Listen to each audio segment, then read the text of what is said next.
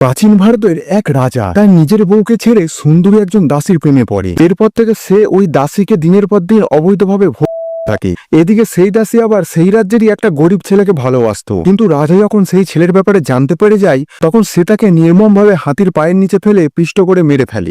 আর এরপর প্রতিশোধ নেওয়ার জন্য ওই দাসী কামসূত্র শিখতে আরম্ভ করে।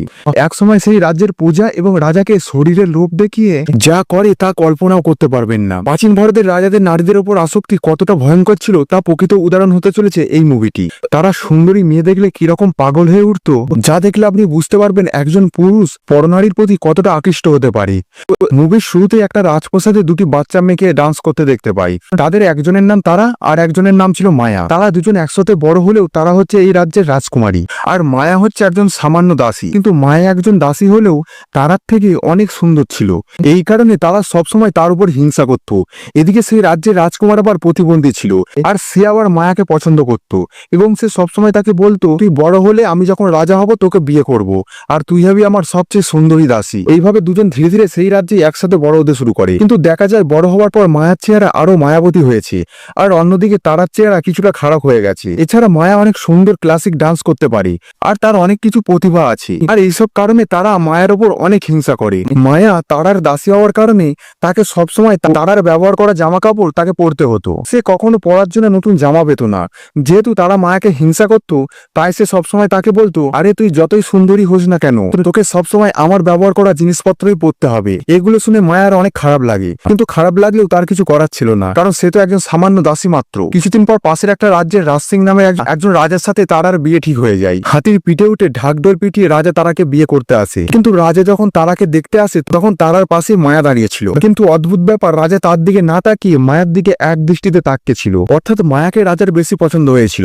এটা দেখে তারা মায়াকে দেখে তার মুখে থুতু ছিটিয়ে দিয়ে বলে, তুই সোজা তো রুমে চলে যা, তুই আর কখনো বাইরে বের হবি না। এতে করে মায়া অনেক লজ্জা পেয়ে রুমে চলে যায়। কিন্তু এই ঘটনার প্রতিশোধ নিতে রাত হলে মায়া একটা লাল ড্রেস পরে সুন্দর করে সেজে এক থালা মিষ্টি হাতে রাজার রুমে চলে আসে। মায়াকে দেখে রাজা সেখান থেকে তার সব দাসদেরকে চলে যেতে বলে, আর তারপর মায়া ওই রাজাকে আসক্ত করার চেষ্টা করে। রাজারও মায়ার প্রতি আসক্তি তৈরি হয়, আর তারপর তারা দুজন সেখানে মিলিত হয়। কিন্তু তারা যখন মিলিত হচ্ছিল, বাইরে থেকে রাজকুমারী তারার ভাই রাজকুমার ভিকি তাদেরকে দেখে ফেলে। কিন্তু সেই ঘটনা কাউকে জানায় না, কারণ এতে করে বোনেরই ক্ষতি হবে। বিয়ের পরের দিন সকালে রাজা যখন তার বউকে নিয়ে চলে যাবে তখন তারা বাড়ির সবাইকে কেঁদে কেঁদে বিদায় জানায়। যেহেতু মায়া ছোটবেলা থেকে তার সাথে বড় হয়েছে এবং তারা দুজনে বন্ধুর মতো ছিল, তাই তারা মায়ের কাছ থেকেও বিদায় নিতে যায়। কিন্তু সেই সময় মায়া তাকে বলে, আমি সারা জীবন তোমার ইউজ করা জামা কাপড় পরেছি, কিন্তু আজ থেকে তুমি আমার ইউজ করা জিনিস ব্যবহার করবে।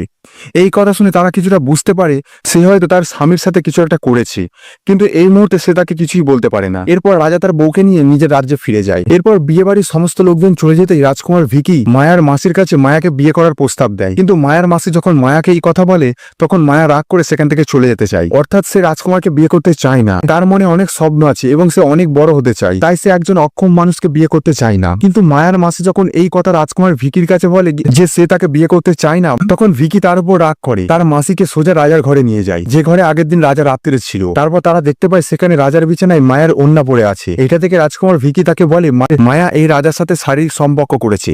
এটা দেখার পর মায়াকে ওই রাজ্য থেকে তাড়িয়ে দেওয়া হয়, কারণ সে একজন পতিতা মেয়ের মতো কাজ করেছে। রাজ্য থেকে মায়াকে তাড়িয়ে দেওয়া হলে সে অন্য একটি রাজ্যে মন্দিরে গিয়ে বসবাস শুরু করে, কারণ তার তো যাওয়ার মতো এখন কোনো জায়গাই ছিল না।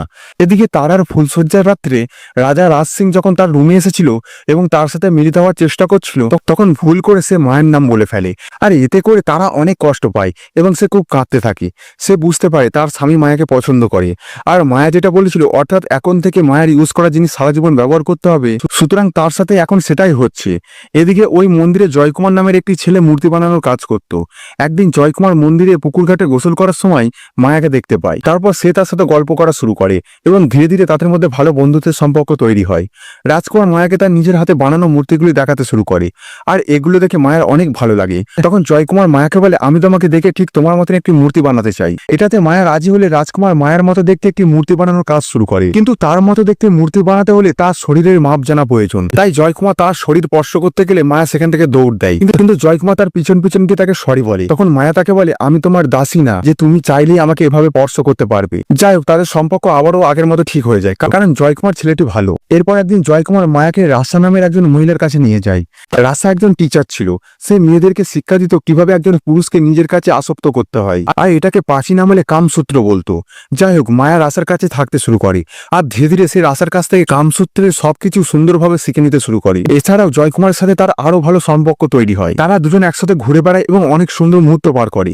একদিন রাজকুমার মায়াকে ছেলে সাজিয়ে একটা পতিতালয়ে নিয়ে যায়। সে আসলে তাকে বোঝাতে যায় এখানে মানুষ কতটা নিচু এবং নির্দয়ী। সে তাকে বলে মানুষ এখানে চাইলে ছোট যে কোনো বয়সের কিনে নিয়ে যেতে পারে এবং টাকার বিনিময়ে সেখানে থাকতেও পারে। কিন্তু এগুলি দেখে মায়া সেখান থেকে দৌড়ে পালিয়ে যায়, কারণ তার আর কোনোভাবে এগুলো ভালো লাগছিল না। এইভাবে বেশ কিছুদিন পার হয়ে যায়, আর এরই মধ্যে সে জয়কুমারকে ভালোবেসে ফেলেছে। একদিন তারা দুজন নির্জন একটা ঘরের মধ্যে মিলিত হয়। তারা সেখানে অনেক এনজয় করে এবং একে অপরকে আরো বেশি ভালোবাসে। এরপর ধীরে ধীরে জয়কুমার মায়ের সেই মূর্তিটি প্রায় বানিয়ে ফেলেছিল, আর এটা দেখতে একদম মায়ের মতনই ছিল। একদিন সেই মন্দিরের রাজা রাজ সিং ওই মূর্তিগুলোকে দেখার জন্য আসে, আর সেখানে জয়কুমারের তৈরি সেই মূর্তিটা দেখতে পায় এবং এটা দেখে সে চিনতে পারে এটা মায়ার মূর্তি। তখনই সে জয়কুমারকে ডেকে জিজ্ঞাসা করে এই মেয়েটি এখন কোথায় আছে, আর সে মায়াকে খুঁজে বের করে তাকে দ্রুত তার কাছে পাঠিয়ে দিতে বলে। যেহেতু রাজা আদেশ করেছে, তাই মায়াকে তার কাছে পাঠিয়ে দেওয়া ছাড়া জয়কুমারের কিছু করার ছিল না। তাই বাধ্য হয়ে মায়াকে যেতে দিতে হয়, কিন্তু মায়া তাকে ছেড়ে যেতে চায় না। এরপর মায়া সুন্দর করে সেজে রাজ সিংহের রাজপ্রাসাদে গিয়ে উপস্থিত হয়। কিন্তু তারা যখন জানতে পারে যে রাজ্যের নতুন একজন দাসী নিয়ে আসা হচ্ছে আর তার নাম হচ্ছে মায়া, তখন সে মায়াকে দেখার জন্য দ্রুত তার কাছে আসে এবং মায়ের কাছে গিয়ে দেখতে পায় তাকে সুন্দর করে সাজানো হচ্ছে রাজার কাছে পাঠানোর জন্য। কিন্তু এটা নিয়ে সে কিছু বলতে গেলে রাজার মা তাকে বলে হাজার হাজার বছর ধরে রাজারা নিজেদের দাসীদেরকে যেমন ইচ্ছে তেমন ব্যবহার করে এসেছে, তাই এই মেয়েকেও রাজার কাছে পাঠাতেই হবে। এদিকে রাজা যখন ভোগবিলাসে মত্ত ছিল, তখন তার মন্ত্রী একটি গোপন খবর নিয়ে আসে। সে বলে পাশের রাজ্যের রাজা শাহ আমাদের উপর আবারও আক্রমণ করার জন্য প্রস্তুত হচ্ছে। কিন্তু রাজা রাজসিংহ এতটাই নারী এবং মদ নিয়ে আসক্ত ছিল যে এইসবের প্রতি তার কোনো পরোয়াই ছিল না। তাই সে ওই খবরে কান্না দিয়ে আবারও নারী নিয়ে মত্ত হয়ে যায়। এরপর মায়াকে সুন্দর করে সাজিয়ে রাজার কাছে নিয়ে যাওয়ার জন্য প্রস্তুত করা হচ্ছিল। তখন এটা দেখে রানী তারা অনেক কাঁদে, কিন্তু তার আর কিছুই করার ছিল না, কারণ তার স্বামী একজন নারীতে আসক্ত রাজা ছিল।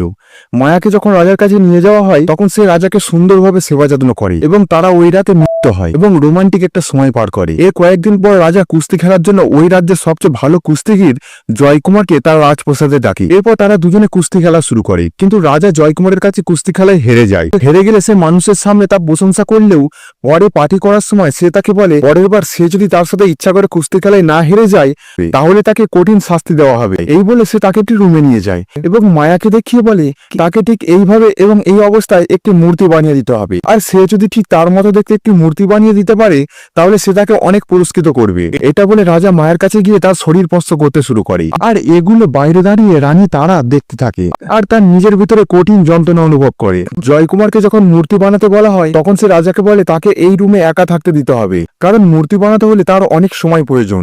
এটাতে রাজা রাজি হয়ে যায় এবং তার লোকজন নিয়ে সেখান থেকে বের হয়ে যায়।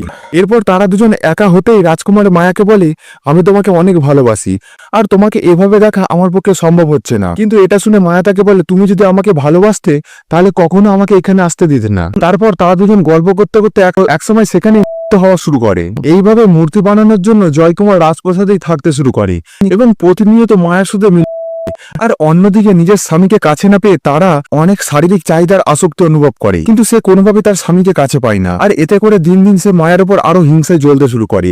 একদিন জয়কুমার যখন মায়ের রুমে এসে তার সাথে রোম্যান্স করছিল, তখন হঠাৎ করে সেখানে রাজা চলে আসে। রাজাকে আসতে দেখে জয়কুমার একটি দেওয়ালের আড়ালে গিয়ে লুকিয়ে পড়ে।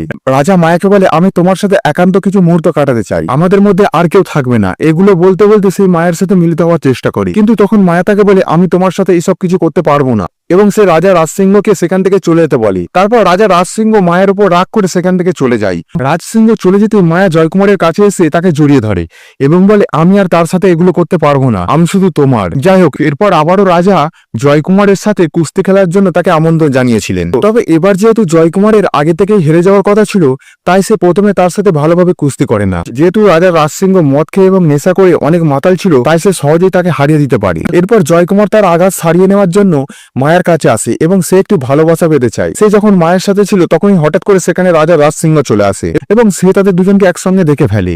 এটা থেকে সে অনেক রেগে যায় এবং জয়কুমারকে আটক করার হুকুম দেয়। মায়া উপর থেকে দেখছিল তাকে টেনে হিঁচড়ে নিয়ে যাওয়া হচ্ছে, তখন সে রাজার কাছে জিজ্ঞাসা করে এরপর সে তার সাথে কি করবে। রাজা অনেক রেগে মেগে তাকে বলে আমি তাকে মেরে ফেলবো। এদিকে তারা তার স্বামীকে কাছে না পাওয়ায় এবং মায়ের উপর হিংসায় জ্বলতে জ্বলতে সে একসময় নিজেকে মেরে ফেলার সিদ্ধান্ত নেয় এবং নিজের হাতে শিরা কাটতে শুরু করে। সেই সময় খবর পেয়ে মায়া তার কাছে আসে এবং এবং সে তাকে এগুলো করতে নিষেধ করে। কিন্তু মায়া তাকে দেখে আরো রেগে যায়। তবে মায়া তাকে অনেক বোঝায় এবং সে বলে, আমি তোমাকে কামসূত্রের সব লেসন শিখতে দেবো এবং কিভাবে একজন পুরুষকে নিজের কাছে আসক্ত করতে হয় এই সব কিছু তোমাকে শিখতে দেবো। কিন্তু এর পরিবর্তে তোমাকে আমার একটা উপকার করতে হবে, আর সেটা হচ্ছে আমাকে জয়কুমারের কাছে যাওয়ার ব্যবস্থা করে দিতে হবে, যাতে করে আমি তাকে শুধুমাত্র একটু দেখার সুযোগ পাই। এগুলো শুনে তারা মায়ার কথায় রাজি হয়ে যায়, আর তারপর থেকে মায়া তাকে কামসূত্রের সবকিছু শিখে দিতে শুরু করে। মায়ার কাছে সবকিছু শিখে তারা রাজ সিংহের কাছে আসে এবং তাকে নিজের প্রতি আসক্ত করতে শুরু করে। রাজা নিজেও তার প্রতি আসক্ত হয়ে যায়, কিন্তু তার সাথে মিলিত হওয়ার আগেই তারা রাজাকে ত্যাগ করে, আর সে চলে যাওয়ার সময় বলে যায়, তোমার প্রতি আমার কোনো শ্রদ্ধাবোধ কিংবা ভালোবাসা কিচ্ছু নেই, তুমি নগণ্য মেয়েদের সাথে থেকে অভ্যস্ত, তাই আমাকে পাওয়ার যোগ্যতা তোমার নেই, তুমি একজন কাপুরুষ মাত্র। এগুলো বলে সে রাজাকে অপমান করে সেখান থেকে চলে যায়। এদিকে জয়কুমারকে বন্দী করে তার হাতে এবং পায়ে শিকল পরিয়ে মূর্তি বানানোর কাজে পাঠিয়ে দেওয়া হয়েছিল, কিন্তু মায়া লুকিয়ে তার সাথে দেখা করতে আসে। তারপর তাকে জড়িয়ে ধরে এবং অনেক কান্নাকাটি করে এবং সেখান থেকে অবশেষে চলে আসে। জয়কুমারের সাথে দেখা করে এসে মায়া সোজা রাজার কাছে আসে এবং তাকে বলে, আমি তোমার কাছে ফিরে এসেছি এবং আজীবন তোমার সাথেই থাকবো, কিন্তু তোমাকে আমার শুধুমাত্র একটা উপকার করতে হবে। তুমি যদি জয়কুমারকে মুক্ত করে দাও তাহলে আমি আজীবন তোমার হব এবং তোমার জন্য সবকিছু করব। এই বলে সে তাকে খেতে শুরু করে। তার এমন কথা শুনে রাজা প্রথমে রাজি হয় আর তার সঙ্গে সবকিছু করে, কিন্তু যখনই সবকিছু করা শেষ হয় তখন সে বলে, আমি তাকে মুক্ত করব না, আমাকে চাই না, জয়কুমারকে আমি যেভাবে হোক মেরেই ফেলবো। পরের দিন জয়কুমারের মৃত্যুর বিধান কার্যকর করার সময় হয়, তাই তাকে একটি হাতির পায়ে শিকল বেঁধে টানতে টানতে নিয়ে যাওয়া হয়। তাকে যখন মেরে ফেলার জন্য প্রস্তুত করা হচ্ছিল তখন রাজা তার রুমে বসে নেশা করছিল।